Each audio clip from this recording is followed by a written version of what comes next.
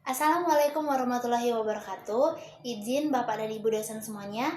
Perkenalkan, nama saya Jessica Filosofi Berprangin dengan NIM 123140044 dari Program Studi Teknik Informatika Fakultas Teknologi Industri Institut Teknologi Sumatera.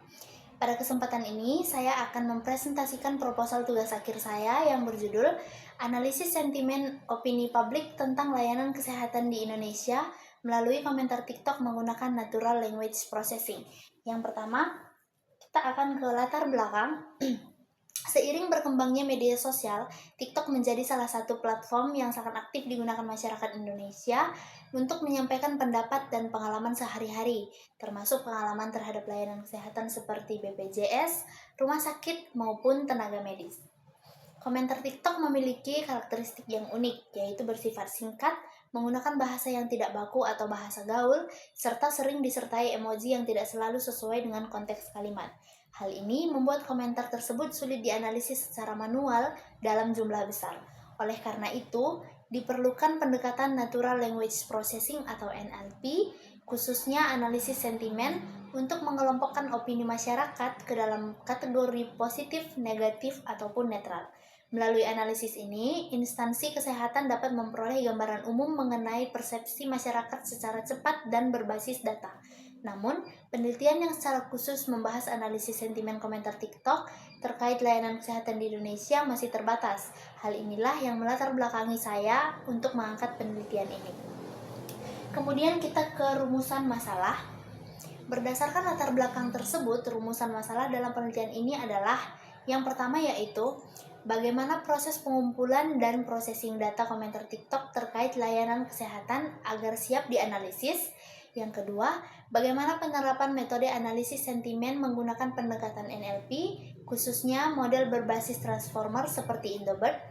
Yang ketiga, bagaimana hasil evaluasi performa model dalam mengklasifikasikan sentimen komentar. Dan yang keempat, bagaimana pola umum serta isu utama yang muncul dari hasil analisis sentimen terhadap komentar TikTok tersebut. Kemudian kita masuk ke tujuan penelitian. Tujuan dari penelitian ini adalah pertama, melakukan pengumpulan serta processing data komentar TikTok terkait layanan kesehatan di Indonesia. Yang kedua, menerapkan metode analisis sentimen menggunakan pendekatan NLP dengan metode Indobird untuk mengklasifikasikan sentimen. Yang ketiga, mengevaluasi performa model menggunakan metrik evaluasi seperti akurasi, processing, recall, dan F1 score. Yang keempat, mengidentifikasi pola sentimen dan isu utama yang muncul dari opini publik di TikTok. Kemudian kita masuk ke batasan masalah.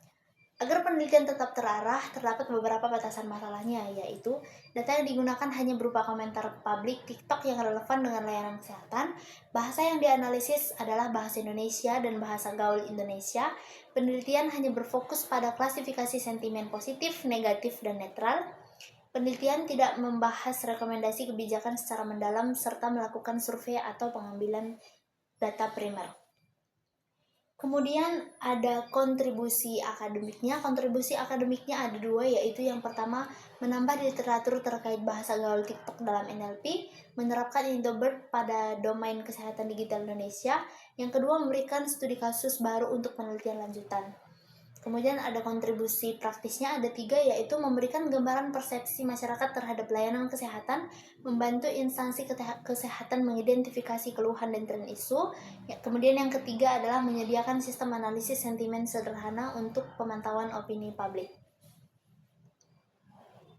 Kemudian kita masuk kepada tinjauan pustaka dan dasar teori.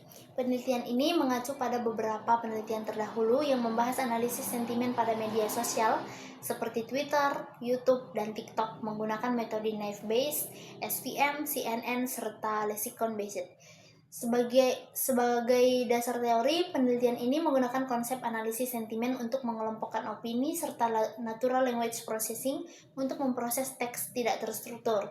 Tahap penting dalam NLP adalah processing teks dan meliputi pembersihan data, normalisasi bahasa gaul, dan penanganan emoji. Model yang digunakan dalam penelitian ini adalah Indobird, yaitu model transport yang dirancang khusus untuk bahasa Indonesia dan terbukti unggul dalam tugas klasifikasi metode. Kemudian masuk pada metode penelitian dan pengumpulan data. Yang pertama, metode penelitian atau alur. Metode penelitian dimulai dari identifikasi masalah, kemudian dilanjutkan dengan pengumpulan data komentar TikTok melalui teknik scraping. Setelah data terkumpul, dilakukan processing untuk membersihkan dan menormalisasikan teks. Selanjutnya, data diberikan label sentimen, kemudian dibagi menjadi data training, validasi, dan testing. Model Indobird kemudian dilatih menggunakan data training dan hasilnya dievaluasi menggunakan metrik evaluasi untuk menilai performa model. Kemudian ke pengumpulan dan processing data. Pengumpulan data dilakukan dengan scraping komentar TikTok menggunakan data kunci yang relevan dengan layanan kesehatan. Data mentah kemudian diproses melalui tahapan processing seperti penghapusan URL, simbol, tanda baca, emoji, serta normalisasi bahasa tidak baku agar data siap digunakan oleh model NLP. Kemudian masuk ke pelabelan dan pembagian database. Dataset. Setiap komentar dari label sentimen positif, negatif, atau netral. Pelabelan dilakukan secara manual maupun semi-otomatis untuk menjaga kualitas data. Dataset kemudian dibagi menjadi data pelatihan, validasi, dan pengujian agar evaluasi model dapat dilakukan secara objektif. Kemudian masuk ke pelatihan dan evaluasi model. Model Indobird dilatih untuk mengenali pola sentimen dalam komentar TikTok. Evaluasi performa dilakukan menggunakan confusion matrix dan metrik evaluasi seperti akulasi, precision, recall, dan F1 spot. Hipotesis dalam penelitian ini adalah bahwa model Indobird akan memberikan performa yang lebih baik dibandingkan model klasik seperti Naive Bayes dalam menganalisis komentar TikTok berbahasa Indonesia.